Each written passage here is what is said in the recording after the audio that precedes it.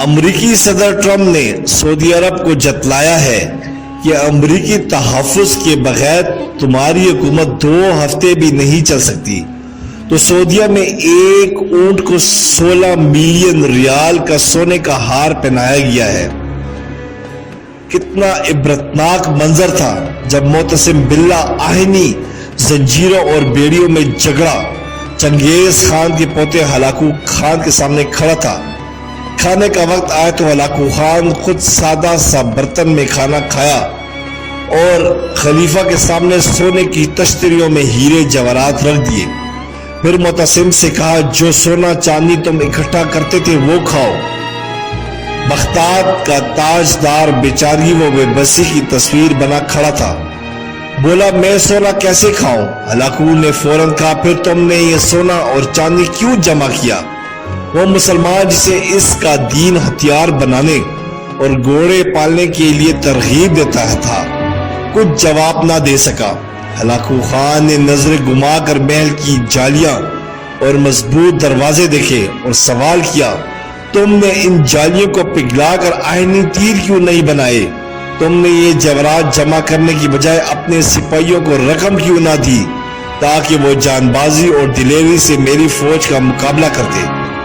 خلیفہ نے افسوس سے جواب دیا، اللہ کی یہی مرضی تھی۔ ہلاکو نے کڑکدار لہجے میں کہا، پھر جو تمہارے ساتھ ہونے والا ہے وہ بھی خدا کی مرضی ہوگی۔ ہلاکو خان نے معتصم باللہ کو مخصوص لبادے میں لپیٹ کر گھوڑوں کی ٹاپوں تلے رون ڈالا اور چشم فلک نے دیکھا کہ اس نے بغداد کو قبرستان بنا ڈالا۔ ہلاکو نے کہا، آج میں نے بغداد کو صفحہ ہستی سے مٹا دیا ہے اور اب دنیا کی کوئی طاقت اسے پہلے والا بغداد نہیں بنا سکتی۔ اور ایسے ہی ہوا۔ تاریخ تو فتوحات گنتی ہے، محل، لباس، ہیرے جواہرات اور انواع اقسام کے لذیذ کھانے نہیں۔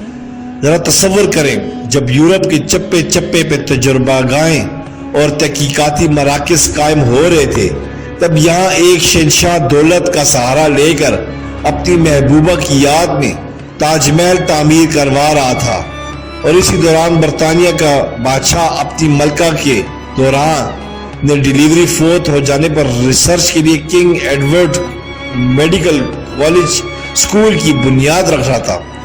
جب مغرب میں علوم و فنون کے بم پھٹ رہے تھے، تب یہاں تان سین جیسے گویے نت نئے راگ ایجاد کر رہے تھے اور نوخیز خوبصورت و پرکشش رقاصائیں شاہی درباروں کی زینت و شان بنی ہوئی تھی۔ جب انگریزوں، فرانسیسیوں اور پرتگالیوں کی بحری بیڑے برصغیر کے دروازوں پر دستک دے رہے تھے، تب ہمارے ارباب اختیار شراب و کباب اور چنگ و رباب سے مدہوش پڑے تھے۔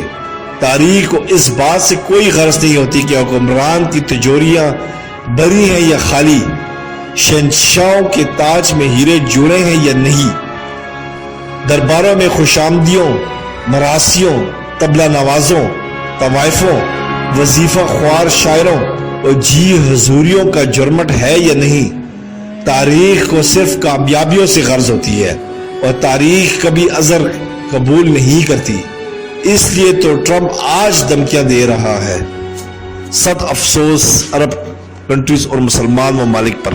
سبسکرائب کریں، لائک کریں اور بیل آئیکن پہ کلک کریں تاکہ آپ کو اس طرح ہی پیاری اچھی اسلامی ویڈیو ملتی رہے۔